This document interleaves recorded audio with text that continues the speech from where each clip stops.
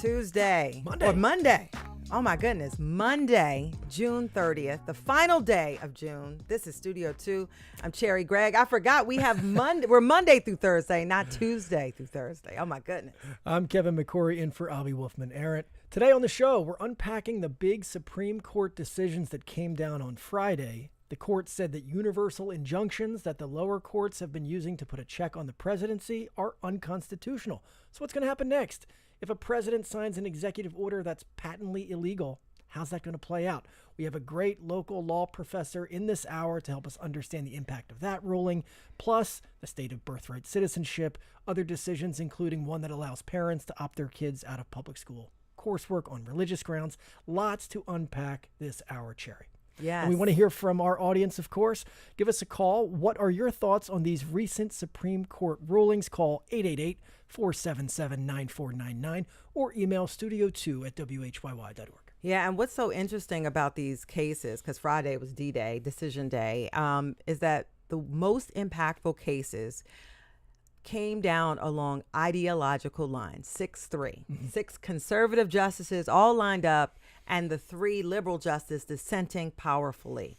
So we'll also look at those dissents. We'll look at, what this all means, and we hope that you join the conversation. And I'll say this because our listeners are so good at adding context to the conversation. And so 888-477-9499. The email is studio2@whyy.org. And if you're watching on YouTube, leave it on the chat. So we have our trio of news stories. That's right. And I was pretty excited. Number 1, big breaking news today. Breaking news, Philadelphia has been awarded a WNBA franchise. Woo, woo, woo. The league made the announcement today alongside Harris Blitzer Sports and Entertainment, which owns the Sixers. The Philly WNBA team is set to launch its first season in 2030. That's just 5 years from now.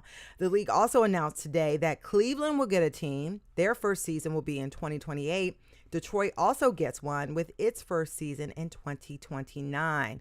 All of this is part of a rapid expansion to get the league up to 18 teams. Right now they have 14. Golden State Valkyries came online this year. Next year, Portland's team will come online. They don't yet have a name.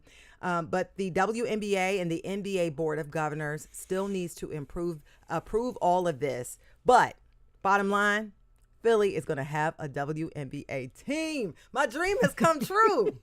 You know what? I got to confess, I have not been a WNBA viewer. I'm not much of an NBA viewer. I was when the Sixers were better. I'm It's a little okay. bit of a We forgive you, bandwagon Kevin. there.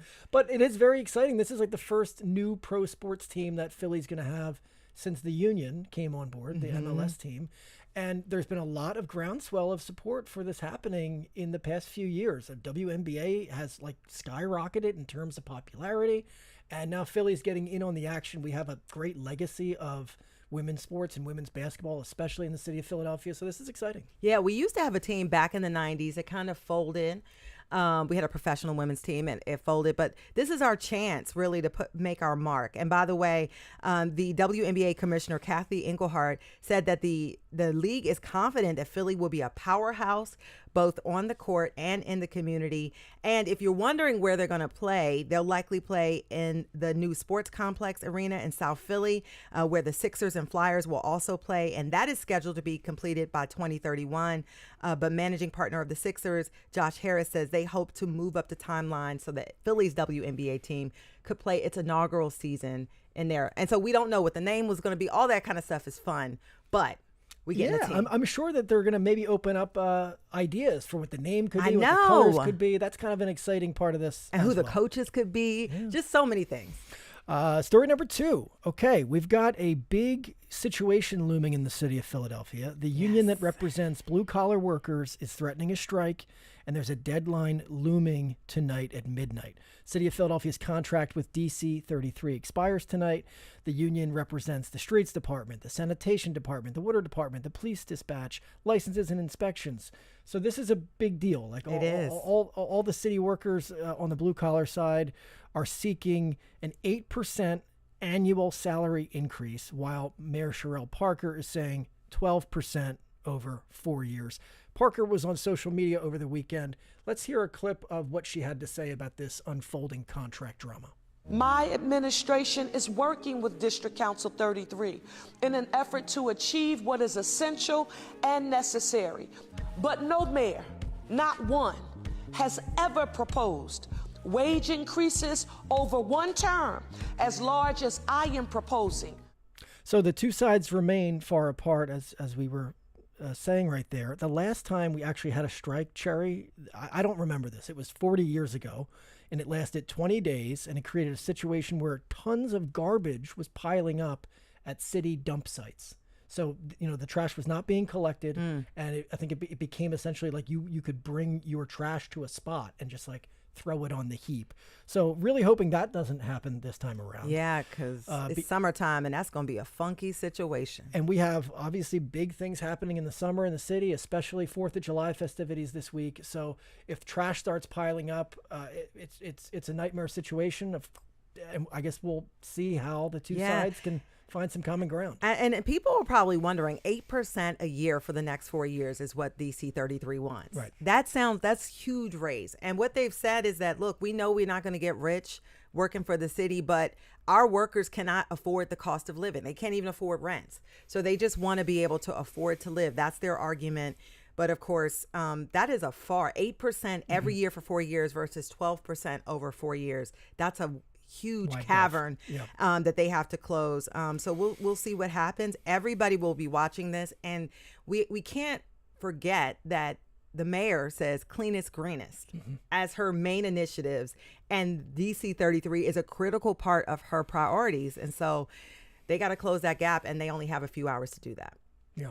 Story number 3, Cherry. Yes. Another big bit of breaking news. Yeah, a bit of breaking news. Today was a big Monday. Pennsylvania Congressman Dwight Evans announced today that after 45 years in politics, he will be retiring from Congress. He says he will serve out his term, but will not seek re-election in 2026. And so this has opened the question of who will run in 2026 to take his seat in 2027. And by the way, if you don't know who Congressman Evan is, he's 71 years old.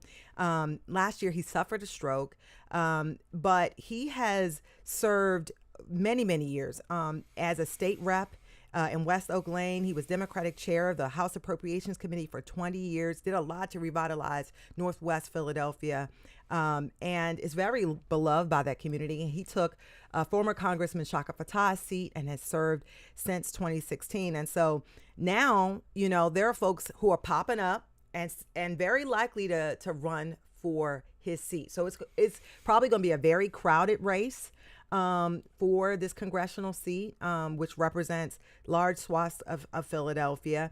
Already, folks who have expressed interest include State Senator Sharif Street, who is the State Democratic Party chair, State Representative Morgan Cephas, who represents West Philly, as well as State Representative Chris Rabb, who represents Mount Airy and West Oak Lane. Yeah, just to say a little bit more about Dwight Evans, he was a very powerful person in the State House for a long time. Really a champion of school choice issues, especially in Harrisburg. He was kind of fundamental in the charter school law. He was an aggressive advocate for school choice expansion in Philly. He gained, followers and detractors based on that. He was also somebody who, from a reporter's standpoint, he was always willing to jump on the phone and explain his thinking to you, which, I found very valuable as a person covering the school district for several years. If you had an issue or you had a question for Dwight, he was ready to talk to you. So I always appreciate that about him. Yeah, and we can't forget West Oak Lane Jazz Festival was a pretty big deal in his district. It helped revitalize a whole section of that community and was used as a model by a lot of other state reps who brought in music and things like that. And so 45-year career, he says he's fully capable of completing his term and that he's deeply proud of what he has done. And so, we'll be watching that politically. All right, well, we're going to go to a break here for just a few moments, Cherry. But remember, the main conversation today is about these big Supreme Court rulings. We want your thoughts on those. Give us a call, 888-477-9499, or email studio2@whyy.org. And Kevin McCrory and me, Cherry Gregg, we're both back, to come to you at the end of our fiscal year. Today is the final day of the fiscal year. That's right. And so we're coming to ask you for your support. We're literally in the final hours of our fiscal year. And your gift right now can make the greatest impact on your community. And so this hour, Kevin, we have a goal of 30 gifts. It's an ambitious goal, but we can do it. We've been working through ambitious goals all morning. Cherry, I was here live at 6 a.m. working through ambitious goals with Ed Cunningham. And we're still here. And you know what? We're asking people today, don't take public media for granted. No. Think about the value that it provides in this community. Studio 2 is a wonderful example of a way that we serve this community because we give people a platform, a town square to chime in on the biggest issues of the day. We bring in great guests, we have conversations with them, and then we get to hear from our community. And it's a sounding board for the entire region that really you can't take for granted, because you look elsewhere in the media landscape and you don't find something like this. You really don't. And if this is something you value, we ask that you go to WHYY.org/radio and make a donation today. If you're already a member of WHYY, if you want to, you can always, I know I'm a sustaining member, but this is an opportunity for you to help us end the year strong. And what it does is allows us to plan for next year. You know, in times like these, we really need our community of support. And so we ask, if you've been listening to WHYY, maybe you've been listening to Studio 2 for a long time and you're not a member, you've never made a donation, today is the day. There's no more waiting. I know I'm a chronic procrastinator. I always say, oh, I got a few more days. Well, today is that day. And we hope that you will do that because, you know, a lot of people pay for a lot of things. I mean, we have so many subscriptions to streaming services, to magazines, to newspapers. But WHYY, we offer our services for free to the wide community, but it is not free. And a large chunk of our revenue comes from member support. So be a member that supports us, please. Go to WHYY.org/radio. Yeah, again, just don't take it for granted. Like the idea that there is a mission-driven nonprofit in this region that wakes up each and every day and thinks, how can we best serve the greater Philadelphia region? That's what WHYY is. That's what Studio 2 is. We have a great team of people who work hard every single day to produce this show. That comes at a cost, frankly, right? To have really good journalism that isn't just like, you know, the screaming back and forth, talking heads and all that you can find elsewhere. And God knows there are many places out there to find all sorts of news, quote unquote, and news and information services. But there's only a few that you can really trust are trying to serve the public interest and really have conversations that are well-rounded and robust and curious. And that's what WHYY is about. Don't take that for granted. Make a phone call right now at, actually do it online, WHYY.org/radio. Yeah, and by the way, I want to read a couple comments. We have Carla from Milton, Delaware, who says, I can't imagine not having WHYY programming in my life. It seems more relevant at this time than ever before. Carla, thank you so much for your donations. And again, we have a goal this hour of 30 gifts. Right now, we're only at 8. We need 22 more, and we ask that you step up, put a pledge on it. If you've been listening to WHYY, if you value the services that we provide, if you like these types of conversations that we're having on Studio 2, you want to join in, go to WHYY.org/radio and become a member today. That's right, 1-888-345-9499 or online, WHYY.org/radio. Don't take it for granted. Become a member. Do it now.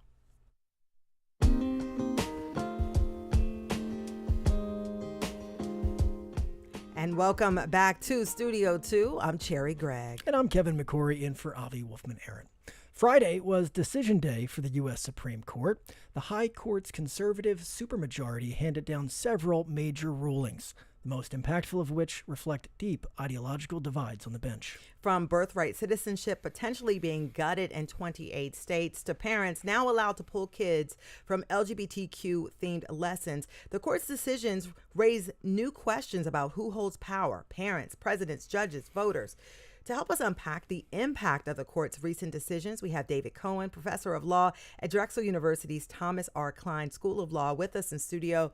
David, welcome to Studio 2. It's good to have you back. Thank you for having me back again.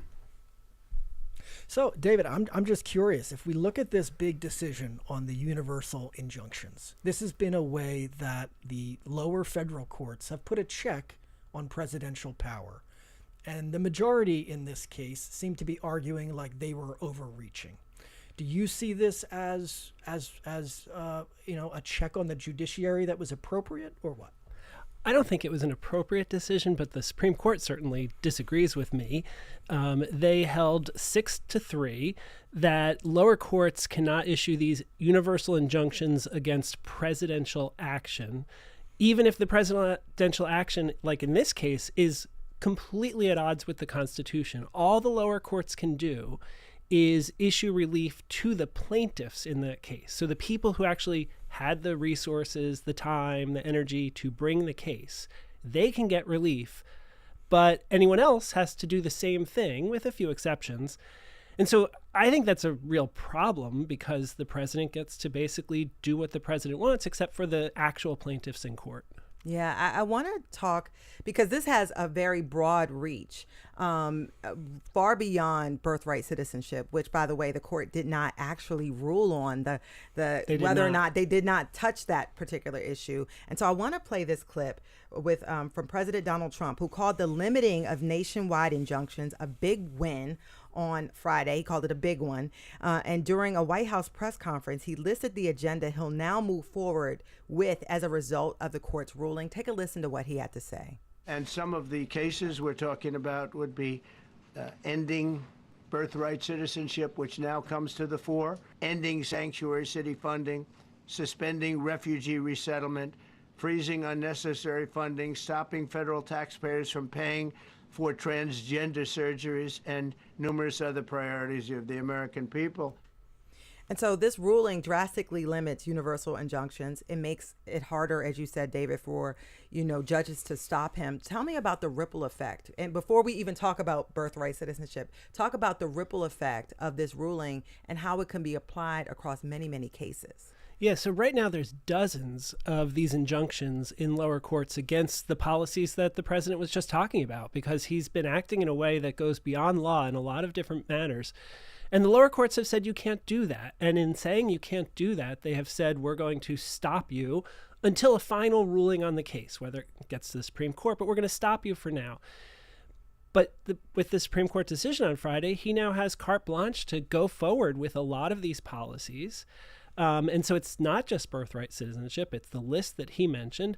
And I think the sort of one of the really big questions following Friday's decision is whether, a few years down the line, if we have a Democratic president, will the court apply the same thing in those circumstances? Because the Supreme Court, when President Biden was president, was happy to bless universal injunctions against his policies, environmental policies, reproductive health policies, school student loan, forgiveness.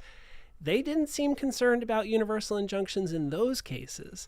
So now with this new ruling, will they in the future, if it's a Democratic president, or is this really just we're going to let Republican presidents do what they want? I guess you would think that this is setting precedent on the issue of universal injunctions, and in theory, that should hold no matter who's president. You seem skeptical about that. Absolutely, right? So we like to think that law is neutral. It doesn't matter who the president is. This is about the presidency. And we know the presidency has been held by many people of different parties, right? But it's hard to look at some of the decisions from the court in liberal policies as opposed to conservative policies and think the court is really doing that. Are they going to find loopholes? Mm-hmm. So they'll say, yes, this decision, Trump versus Casa, yes, this applies. It's still good law. We still believe in it. But here's a loophole where the future Democratic president, yes, this universal injunction will be allowed. That's, I think a lot of people are fearful of that. And let's talk about those loopholes because Justice Amy Coney Barrett, and we're going to bring in a caller in just a moment, but Justice Amy Coney Barrett left two openings for plaintiffs to be able to seek redress from the court on a national basis.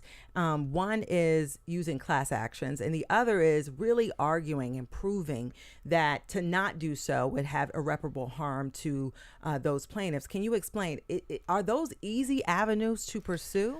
So there's two main ones she talked about, right? The class action one you just mentioned, right? Mm-hmm. So individual plaintiffs bring the case, but they say they're bringing this case on behalf of everyone similarly situated. That's what a class action is. And all those other people don't have to actually come into court. The problem is the Supreme Court over the past couple decades has limited class actions, right? So this is a court that is not friendly to plaintiffs. And so they've made it really hard to bring a class action. So yes, the class action route is available. And there have been 2 new lawsuits filed since Friday. One that's expanding on the lawsuit that's currently in court, saying, well, let's make it a class action, and one completely brand new case raising a class action claim. So people are trying this, don't get me wrong. It's just the hurdles are high because of this Supreme Court. So that's one. The second one, it's really when states bring a case. So when states bring a case and say that in order for us to get complete relief, we need to have a universal injunction, because right now there are 22 states that have injunctions against the birthright citizenship applying in those states. Not Pennsylvania, New York, Delaware, New Jersey, Maryland. They are part of those 22 states. So the birthright citizenship will not go into effect in those 4 states along with the other 18. And the theory there is that in order for those states to get full relief, it has to apply in the entirety of the state. But they are going to argue that actually what we really need is for this to apply everywhere. Because if you're born, say, in New Jersey, right, you may then travel to Pennsylvania. And that's part of your right in Yep, America. it's your right to travel to Pennsylvania. And when you're in Pennsylvania, you need to be treated like a citizen that you are in New Jersey. So they are going to go back into court saying, yes, we have injunctions in these 22 states, but in order to get complete relief, that injunction needs to be nationwide. So there's going to be a lot more litigation on this issue. I'd like to quote Sonia Sotomayor in the dissent here. She writes, "Today the threat is to birthright citizenship. Tomorrow a different administration may try to seize firearms from law-abiding citizens or prevent people of certain faiths from gathering to worship. The court's decision is nothing less than an open invitation for the government to bypass the Constitution." So if I'm a deep conservative, aren't I looking at this fearful of the things that I hold most dear being threatened potentially in the future? And if we have conservative listeners, I would love for you to call in and get your take on that. But what's your take? Well, I think there's a couple things. In theory, yes. But I think that so far we have not seen Democratic presidents trying to go beyond the law in such clear ways as this administration. So the idea, the quote you raised, the idea that the Democratic administration is going to broadly seize firearms from every citizen or restrict certain faiths from gathering to worship, right? I don't see that happening. But on the other part of it is that, like I said before, I think the conservatives would feel that this Supreme Court would find a way, right? That this Supreme Court would find some loophole to say, and actually in those cases, you can have a universal injunction. And by the way, I want to invite our listeners, as Kevin just said, to join the conversation. Our question of the day is pretty simple. What are your thoughts on these recent Supreme Court rulings? The number is 888-477-9499. The email is studio2@whyy.org. And if you're watching on YouTube, hello. Keep those comments coming in the chat. And I want to bring in a caller, Luann from Glenside, who wants to talk about this whole party division within the court. Luann, you're on Studio 2. What are your thoughts about these recent decisions? Well, hello, Cherry. Thanks Hello. for having me. And, you know, when in your introduction, you talked about these cases being decided along an ideological split. And I think it's really important to understand that just as the law is full of so much nuance, that it is the entire discussion, the entire conversation that's happening nationally is much more nuanced than just simply an ideological divide. For instance, the Skrmetti case. There were many, many institutions and organizations who filed amicus briefs supporting Skrmetti because, you know, gender is a much more nuanced subject than people and the media present. And for instance, there are many. That was the gender-affirming case, right? Yes, and our comments today were referring to the cases specifically on Friday. I understand, by the way. but you know, well, yes, I know, but I mean, just because there's a whole slew of cases that have come out, and you know, there are a large number of Democrats who support the Skrmetti decision.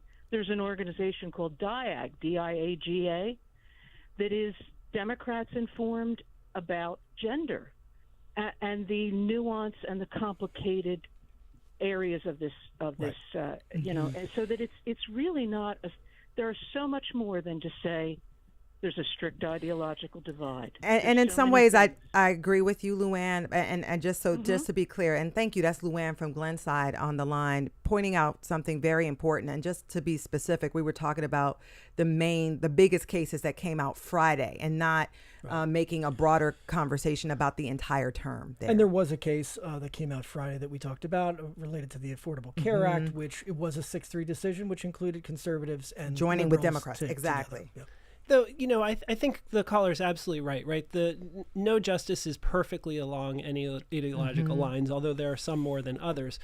But on these really hot button issues, right, it is not a coincidence that this court, which has dominated 6 Republican appointees, 3 Democratic appointees, is aligning itself with the party platform of the Republican Party, right? And yes, there are dissenters within the Republican Party, there are dissenters within the Democratic Party, but it is in alignment. It is finding that the Constitution and the law are consistent with the Republican Party platform, not the Democratic Party platform. And so, David, I want to ask you about just what is going to happen as far as birthright citizenship, because the reality is that the court did not rule on this. You have 3 courts that have ruled, and so there are sections of the country where birthright citizenship is still legal and is the law of the land, but then there are 28 states right now that, at least temporarily, once this ruling goes into effect, may not. So what will this look like if you have part of the country where it's birthright citizenship is a thing,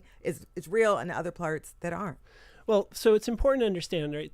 Even though the Supreme Court decried universal injunctions, it issued its own universal injunction in a way, because it said that this decision doesn't take effect for 30 days. So the president is barred from enforcing the executive order for 30 days. So that's 30 days from this past Friday.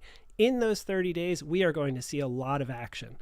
I wouldn't be surprised if this case gets back before the Supreme Court sometime in that window of 30 days, because the 2 new class actions that I mentioned, there are going to be states that are going to go back into court and say, we have to have a universal injunction because in order to get complete relief for our citizens. And so there's going to be a lot more litigation.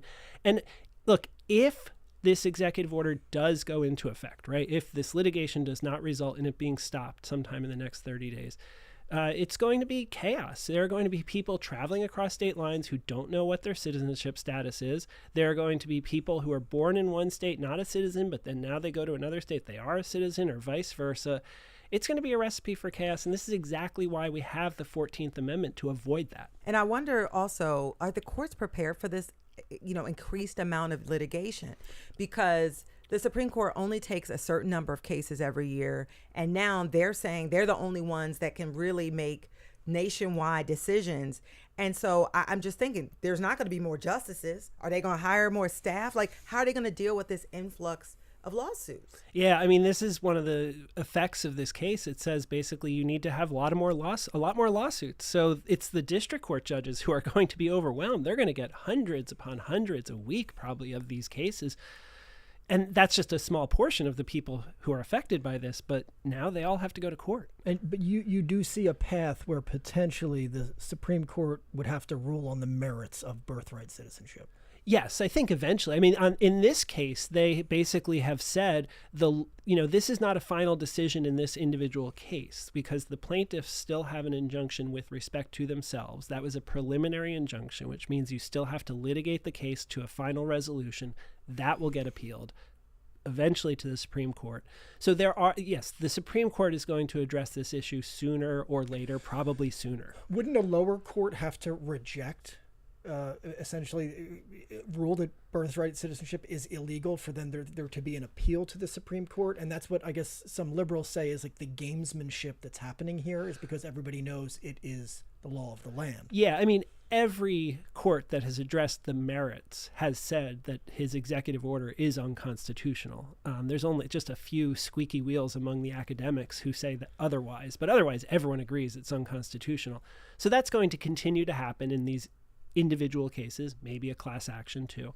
And the Trump administration will appeal it. It'll get to the Supreme Court probably sooner than later. And I know we got to move on in just a moment, but I got to ask you, I mean, there's a lot of people who don't have the wherewithal to sue.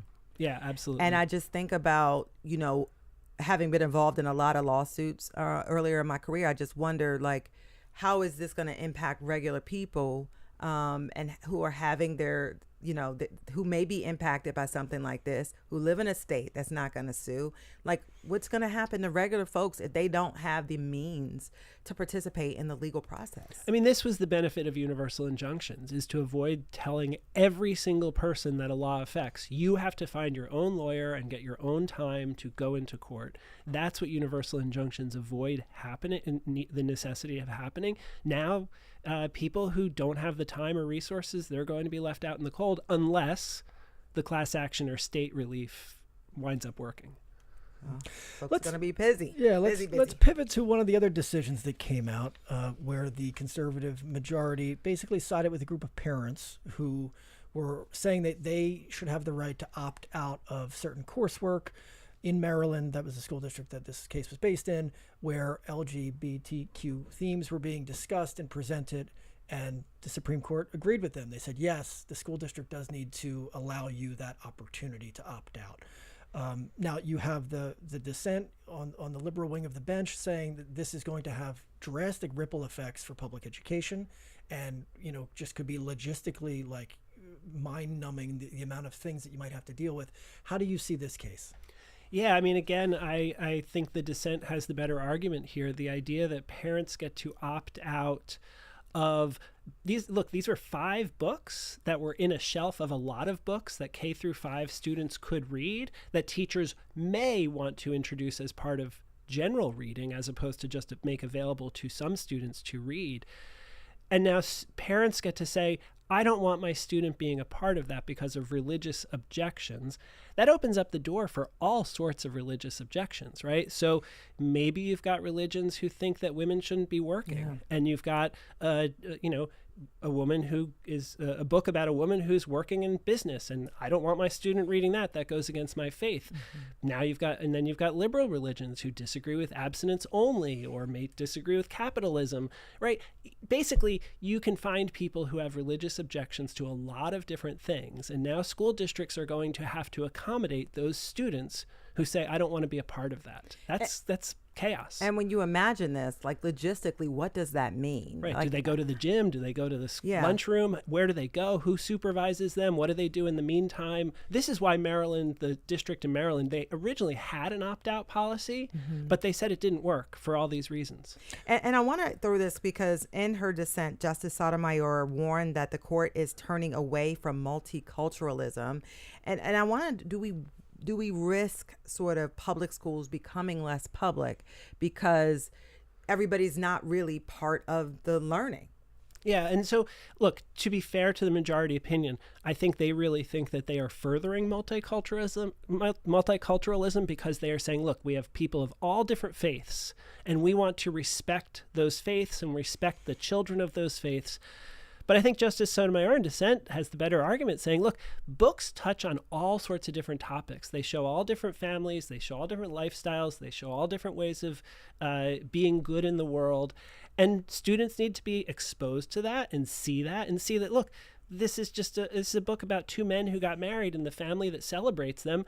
And that's something children should see and appreciate and realize there are other people who walk in the world that are different than them, and think that that's, it may not be consistent with your religion, but at least treat these people with respect and kindness. And so she was saying this is just about kindness, and the Supreme Court saying you can opt out of that. So to quote from Samuel Alito's decision here, public education, he says, is a public benefit, and the government cannot condition its availability on parents' willingness to accept a burden on their religious exercise. He goes on to say that the logistical concerns are overstated. The board goes to great lengths to provide independent parallel programming for other students, such as those who qualify for multilingual learner programs and those who qualify for individualized education programs. So he's saying, look, the school district is already differentiating. This is just one more way they have to do it. And to not provide that would be to put too much of a burden on the religious liberty of that family. Yeah, absolutely. I mean, he doesn't think this is that big a deal. He says there are opt-outs for other parts of the schooling process. And so this is just another one. I mean, look, the educators, and he's not an educator, the educators on the ground in this is one of the most diverse counties in the country. Religious, race, ethnicity. And they tried it, and they said, this does not work. It is not consistent with how we run a school. And, these 6 non-educators, the justices, said, actually, you can make it work. So, this is one of those who knows better, the 6 justices or the school board that's actually tried to make it work. My big question with this is, where's the line? Because people can be in any kind of religion, and they could say that their religion says fill in the blank. And I just could see it getting down this slippery slope where, civil rights, for example. Interracial marriage. You start adding some different things that bump up against race, bump up against gender. And so who is going to be the decider here? Does the court, I feel like the court hasn't provided any real guidance on that question. And they never do. They stay out of the business of saying this is a correct or incorrect interpretation of your religion. And that's across all religious cases. They never want to be in the business of saying you are interpreting your religious texts or principles correctly or incorrectly. So that does open the door for exactly what you're saying, which is that someone says, well, in my religion, black and white people should never be married, right? So now the books that have interracial marriages, they can be opted out of. In my religion, women shouldn't be in the workplace. Now, whether that's a correct interpretation of the religion, majority interpretation of religion, is irrelevant. The court's going to say, okay, that's your interpretation. You get to opt out. And then we were talking about this, Kevin and I, evolution. Yep. You could talk about yoga, Eastern principles or whatever. I mean, there's so many things that you could start saying folks want to opt out of. Yeah. And this is what I think the school district said. We just can't do this. We can't make it work. Yeah. And by the way, I want to invite you, our listeners, to join the conversation. Our question is pretty simple today. What are your thoughts on these recent Supreme Court rulings? The number, again, 888-477-9499. The email is studio2@whyy.org. And if you're watching on YouTube, you can leave those comments in the chat. I'm going to read this email from Ruth, who says, in one case, the court tells parents they have no right to decide on the health care for their trans children, while in another case, they say parents have a say in the public school curricula their children will experience due to religion. That makes no sense. And Ruth is part of a group of folks who just cannot, reconcile the Scrimeti decision with this decision about opting out in school lessons. Yeah, I think Ruth has a really, really good point here. And it's important to understand with the Scrimeti case, the gender affirming care case, the court said it was constitutional under one theory, equality. That case is still going to continue on under other theories. So this theory that Ruth raised, that parents get to control the medical care of their kids, that is still going to be litigated in this case. So the Scrimeti case isn't over. Just, most cases that go to the Supreme Court don't end in the Supreme Court. There's still things that happen in the lower courts. And so this exact argument will be raised in the lower courts, that parents get to control the medical care of their children. And we'll see what happens when that works its way up to the top. And will the court have this inconsistency that Ruth is pointing out, that religious parents get to opt out of LGBTQ plus instruction, but LGBTQ plus supportive parents don't get to control the upbringing of their children? Are they going to go that route? That would seem quite hypocritical to me. Yeah, interesting. Yes, I guess I'm curious what you make of, we referenced earlier the Affordable Care Act case, where you had conservatives joining the liberals, essentially saying that access to these preventative care measures are in fact constitutional. So I know you're pretty skeptical of the partisan nature of the court. You just see this decision kind of as a little bit of a bone to throw towards the idea that there is still integrity in the court? Look, I don't think that's why the conservatives crossed over. So look, this was the 3 Democratic appointed justices, Sotomayor, Kagan, and Jackson. They were joined by 3 of the 6 Republican appointees, Roberts, Barrett, and Kavanaugh, to say that the Affordable Care Act's preventive care requirements, including that things like PrEP to treat HIV, that they have to be covered under insurance plans.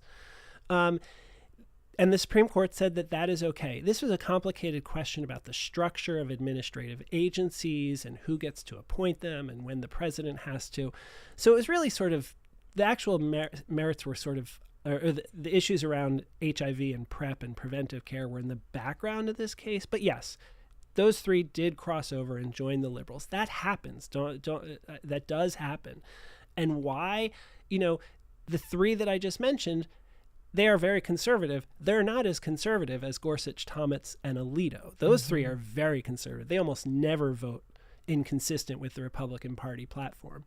But the three I just mentioned do cross over, and in this one they did. And I don't know why. The law on this issue is very convincing to them, or they see that this affects millions and millions of people, and they don't want to disrupt that. I don't know. I guess some could see that as evidence that this court is not just so baldly political as it seems like you're making them. It's not as clear as ruling on the merits. Every single case, but it's most. I want to bring up I don't necessarily agree with that point of view, because I wonder if you flip it, because you currently have a Republican leading the Department of Health and Human Services.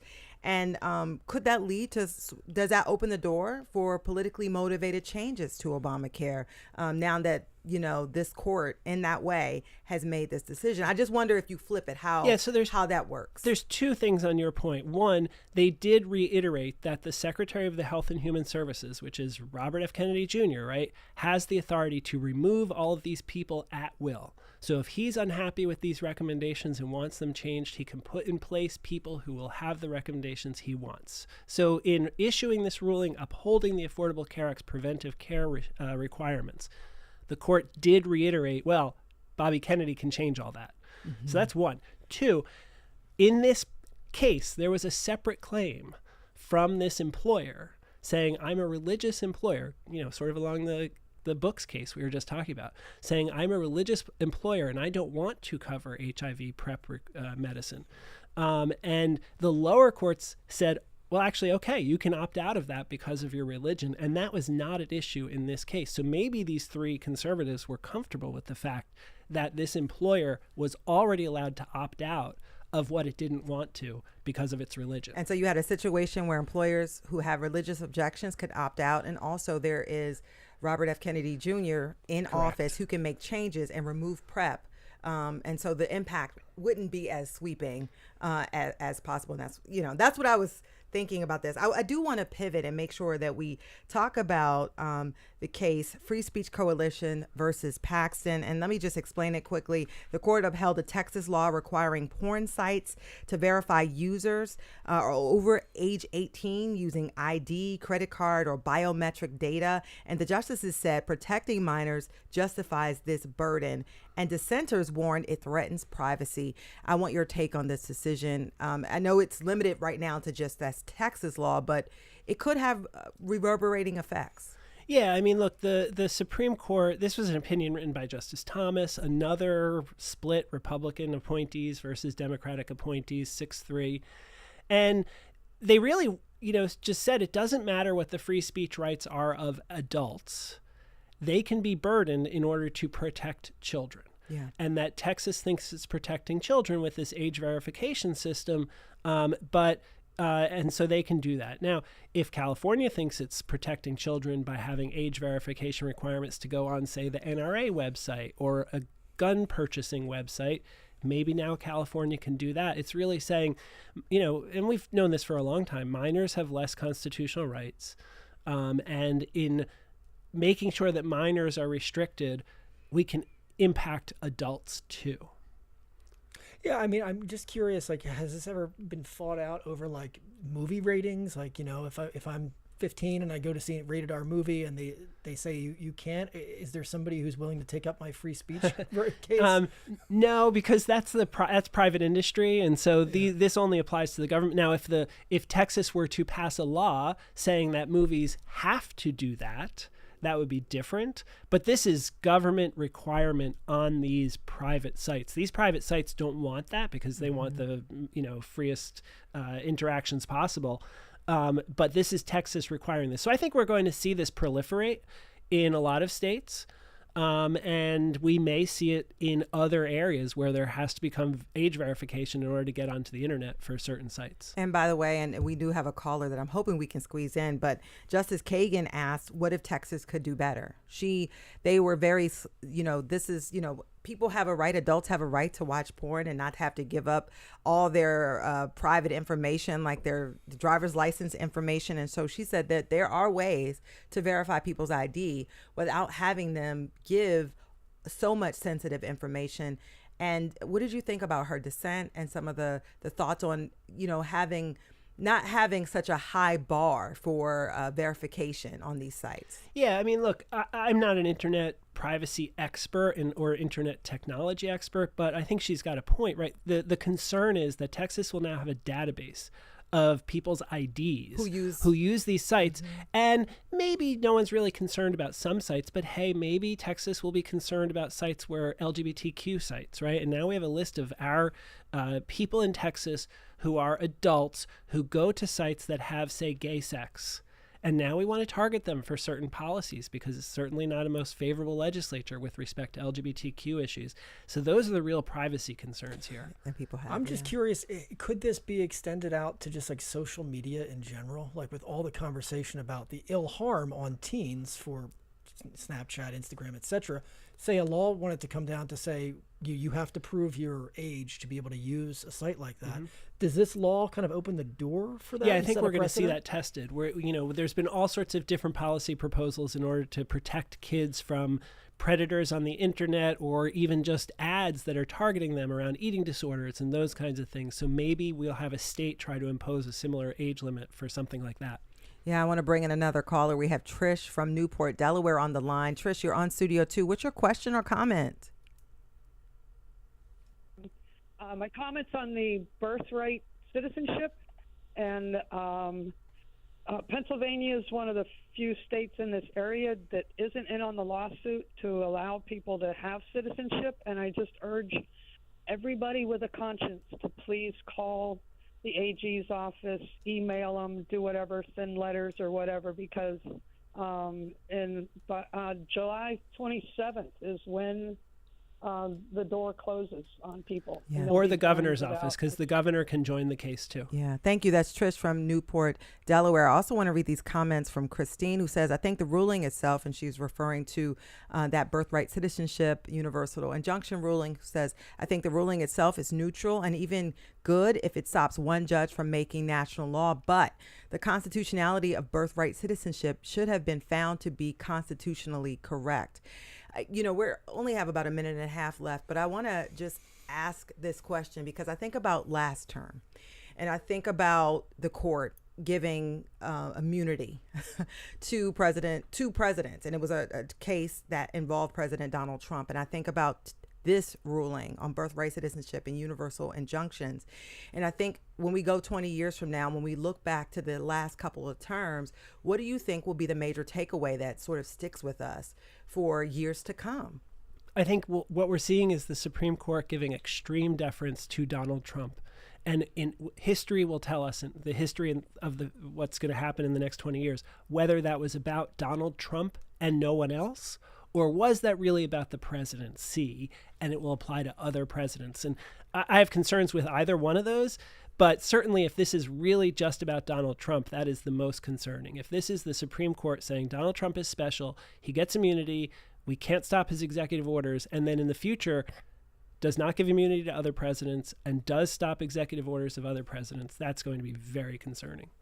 Yeah, and as we've had this, I guess, whole debate over the past 10, 20 years about executive orders, I mean, really what this ruling does is kind of puts that on steroids, and it really retips the balance of power towards the executive. Yeah, I mean, every president in the future now is going to come in and say, what can I do by executive order, even if it's not necessarily constitutional or legal for me to issue an executive order about this topic. Let me try, because who's going to stop me? Yeah. And with that, we got to leave it there. Thank you so much. That is David Cohen, professor of law at Drexel University's Thomas R. Klein School of Law.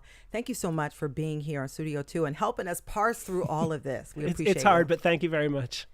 Yes, and I want to say thank you also to our producers, Debbie Builder, Paige Murray Bessler, and Andreas Copes. Thanks to Mike Schiffler, our visual producer, Charlie Kyer, and Tina Calicay engineered today's show. From Studio 2 here at WHYY in Philadelphia, I'm Cherry Gregg. And I'm Kevin McCory in for Albie Wolfman-Arrett. Thank you for joining us.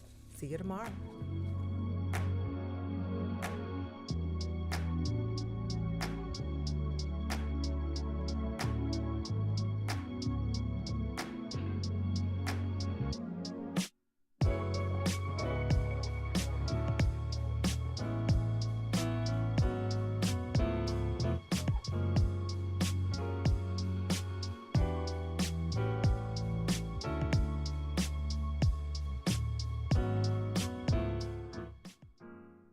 And you're listening to WHYY here during Studio 2. This is the last day of WHYY's end of fiscal year membership campaign. And we're looking for listeners to become members. That's what we're all about here today, Cherry, on the last day of the membership campaign. Yes, this is June 30th, end of the fiscal year. And this hour, in order to keep us on track and to meet our goals, we need 30 gifts this hour. I am so happy to say we have 24 gifts How about that? on tap. We need 6 more to make the noon hour successful. And so we hope that you will join us today, become a member, that you will give a donation by logging onto WHYY.org/radio or by calling 888-345-9499. By the way, we got one more gift. We only need 5 now. Okay. But I think we're going to sweeten the deal because if you're a Studio 2 fan, and I hope that you are because you are listening during the noon hour, that you will call and pledge $84 to get a pair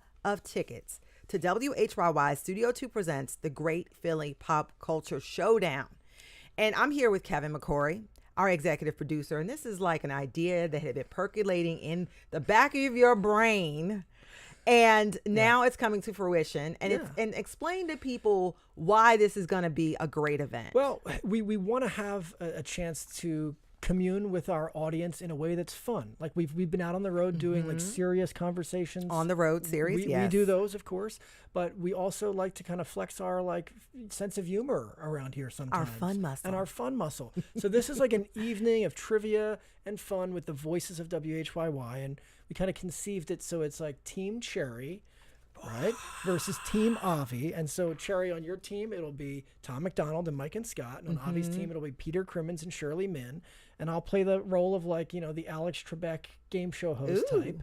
And it's kind of like a Jeopardy meets Family Feud meets Name That Tune. All the questions rooted in Philly culture, Philly pop culture. And the great part is our audience gets to participate as well. We love audience participation. So all of this is said to say that if you call 888-345-9499 and make an $84 donation, you get to be in the audience and you get to participate in the first WHYY Studio 2 presents the Great Philly Pop Culture Showdown. And it's going to be fun. And it's Wednesday, July 16th. Give them the date, 118 North, which is a venue in Wayne, Pennsylvania. So the evening of July 16th. And the really cool part is it's only going to be people in the audience who are pledging during this pledge drive. Yes. So it's like people who said, you know, I want to be a part of this event.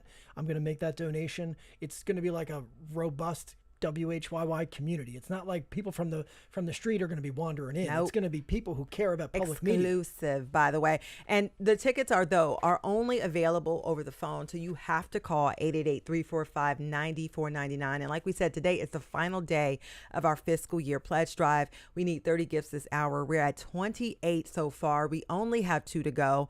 And this is your chance. By the way, I'm a procrastinator. You know, my name is Cherry Gregg, and I perpetually procrastinate. But even I know that when it's this tight and this is the end, I pick up the phone. So 888-345-9499. Again, $84 donation. Ask for 2 tickets to come to the Great Philly Pop Culture Showdown presented by WHYY Studio 2. All right, so we've been working towards these hourly goals, and we're at 1 to go. So that's huge. Okay, will you be the next one to keep Studio 2 strong, to make WHYY strong? This whole thing only happens because listeners become members. People have done it over the years, over the decades. We're standing on the shoulders of all the greatness that had come before and all the people who stepped up to make this station strong in the past. And now we're asking you to help build us and keep us strong into the future. So please don't take a show like Studio 2 for granted. Don't take WHYY for granted. Make a pledge of support right now. 1-888-345-9499 or pledge online at WHYY.org/radio. And by the way, I want to read this thank you from Deborah from Princeton, New Jersey, who says, I've been listening to it recently, and it is, of course, the WHYY. And she says, I am finding the programming very informative, helpful, and calming versus other news. And she gives thanks. Thank you so much, Deborah from Princeton, New Jersey. And by the way, Studio 2 did an on-the-road event in Princeton, New Jersey, and the room was packed. We have a great audience of folks in Princeton. And Deborah, I hope you join us and make an $84 donation. Maybe, I don't know, you probably already did, but that you are in the audience with us. Again, we have 30 gifts. There we go. We got We it. made Terry. it. We made Oh. it. We made it. All right. I'm taking a sigh of relief, but we can go over. You got to go over. Please tell Yeah, him. but let's bust through, right? So many people writing in from all across the region today. Hassan from Audubon writes in, I Hey, receive Hassan. a lifetime of wisdom every week. Thank you for that. Eve from Bedminster, Pennsylvania says WHYY has been my favorite radio station for 40 years. I value the accuracy of the facts. Well, we value you, Eve. You've done your part to keep public media strong. Who else will step up to do so? And One. we're at 33 Beautiful. gifts this hour. We have surpassed our goal, and we could not express more gratitude than to you all, our listeners. 888-345-9499, WHYY.org/radio. Thank you. This is WHYY FM Philadelphia.